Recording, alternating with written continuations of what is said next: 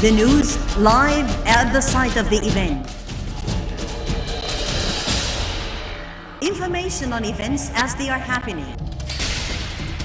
If it's breaking news, it's Nile TV.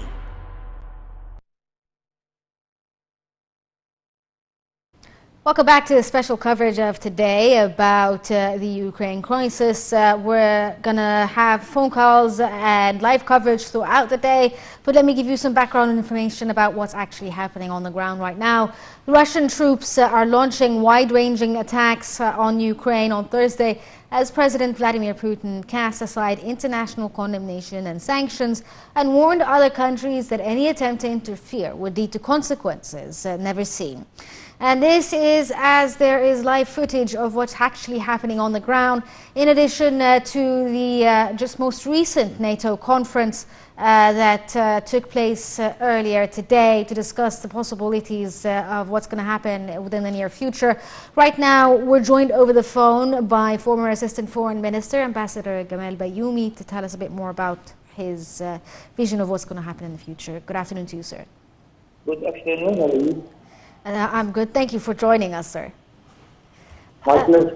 Mr. Ambassador, can you tell us a bit about the significance of the, firstly, the NATO conference today? Do you think it was going to be, it's impactful, and will it actually produce results, or is it just, emergency talks?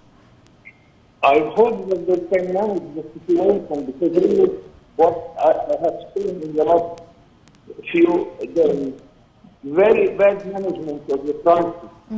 It seems that everybody was pushing the other towards very bad situation. Of course, we have witnessed in the late 80s the collapse of the Soviet Union. Then most of the countries of the Soviet Union became one of a sudden alliances to the West. Some of them are members of the NATO. Poland and Warsaw, we used to hear the name Warsaw Pact. Warsaw became Atlantic.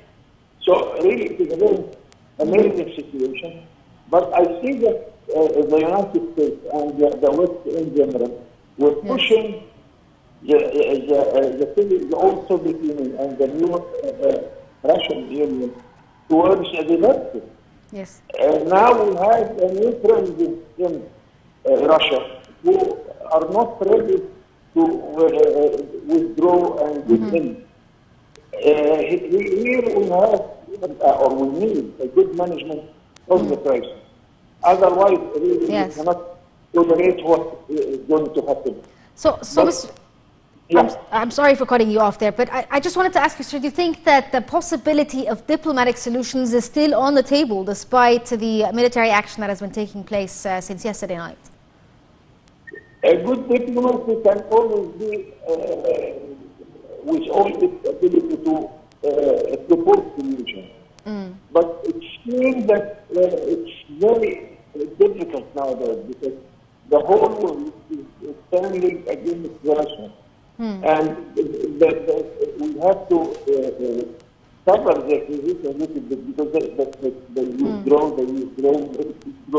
Now, if it comes to Ukraine is too close to Russia. Then the Russian question is, what are you going to do next? And Ukraine would prefer to be part of the European Union, even to the NATO. Russia wouldn't accept this because Ukraine is too close to it. Here, we need a sort of arbitrator or a goodwill mission from countries such as Germany or France, because they have still good relations with Russia and they can talk to the Russian president. So wait and see, but still I have a little bit of a hope that we have some wise people who will push more towards the Third World War. We cannot tolerate this at all anywhere in the world. So, sir, what do you think are the impacts of this current military action on the world when it comes to, the world economies and specifically here in the Middle East? Are we going to feel an impact from what's happening there? Some people are worried about the economic impact of such tension. Of course, Russia is a big dealer of some goods which we need, such as cereals or weapons or whatever. Ukraine also is a big country concerning producing agriculture products. Yes. But I think that this, I do not encourage voices in Egypt to say that prices will be going higher. I think that we have enough surplus production of agriculture commodities all over the world, except in the Arab world, of course. And we used to get our wheat and cereals from America, from France, from even Germany.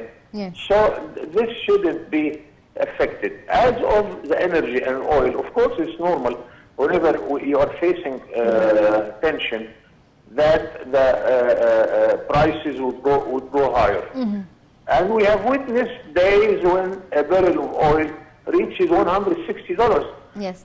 Today it is a little bit more than $100. So I don't agree with the exaggeration about the impact of this situation on the economy all over the world. Yes. Sir, do you think that NATO countries are going to take more actions other than sanctions? Is there going to be some sort of confrontation between the NATO countries and Russia? Or is it just going to be economic sanctions and political sanctions? I think it is a sort of psychological sanction. Because in the whole history we lived in our diplomatic life, sanctions didn't make any results all over the world. When the Americans were using sanctions against China, against Egypt, against Israel, it didn't work. On the contrary, sometimes the sanction would encourage the country to resist this and to stand much more on its feet. So if they use it, they will use it for psychological effect and maybe a diplomatic effect. But in practical point of view, it wouldn't reach anything.